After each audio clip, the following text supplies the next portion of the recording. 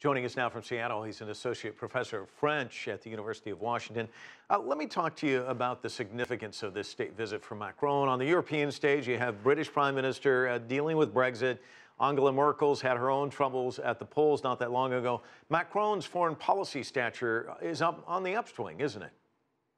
Indeed, it is. And in fact, this state visit is absolutely crucial to the presentation that Macron wants to make of himself as the most important voice in Europe in international dealings, and particularly in Atlantic dealings. I think that Macron has assessed the weakness of his partners in Europe and seen that the U.S. is an absolutely crucial partner in both any kind of political negotiations happening with the rest of the world, be it the Iran nuclear deal or trade deals with China and the rest of the world, as well as in other matters. What do you make of this bromance? I mean, it just seems like a remarkable relationship, doesn't it?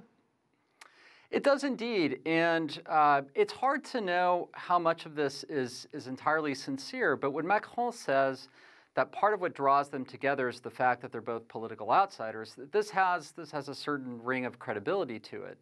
I will say, so I pay quite a bit of attention to the French media, and they are very skeptical of the nature of this relationship between Emmanuel Macron and Donald Trump, both in terms of what it might yield, but also in terms of its sincerity. But Macron is a French politician of a very different stripe. This is not a creature of the parties. This is not a creature of the traditional political system in France. And he has, I think, made it his mission to reestablish a strong North Atlantic alliance. Is he managing Trump to a degree? And by that, it seems as though he's here saying you can stay in the Iran deal, you can leave the Iran deal, or I've got this third option, use the agreement, build on it, and come up with a new, better deal, which seems as though Trump was listening to that a bit. Indeed, and I think you can see evidence of a kind of rolling with the punches with both of these men, but in Macron's case in particular, he responds, I think, quietly, subtly to some of Donald Trump's more bombastic pronouncements and tries to edge the conversation in a slightly different direction. So one example of this, I mean, obviously it backfired when Macron took credit for getting the Trump White House to commit to a longer-term military intervention in Syria.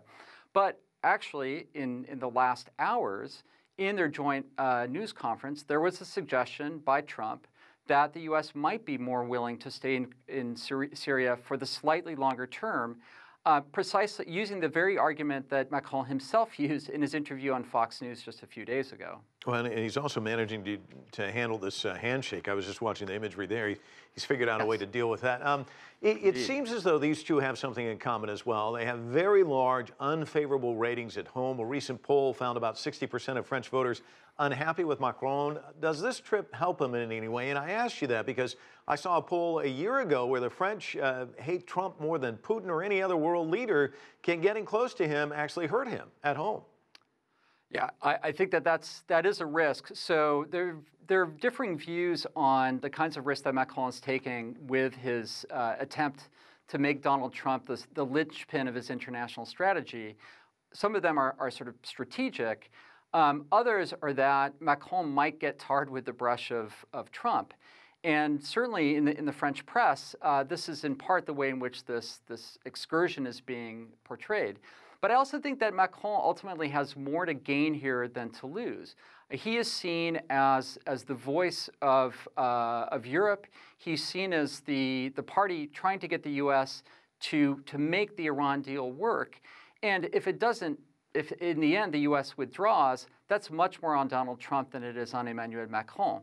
Now, as to the polling difficulties, I think those are largely of let's say, of domestic provenance. I mean, between the rail strikes, students occupying universities because they're unhappy with the new scheme for admissions, retired folks being very upset with cuts to their benefits. You know, there's a lot that Macron has to solve on the domestic front to improve his poll numbers. But these two initiatives, the sort of courting of Donald Trump and the work that he's doing on the home front, are linked. Because if the situation in Syria continues to degrade, this increases immigration into France, and this is a source of quite a bit of political turmoil right now, as can be witnessed by the recent law that was passed regarding immigration and asylum.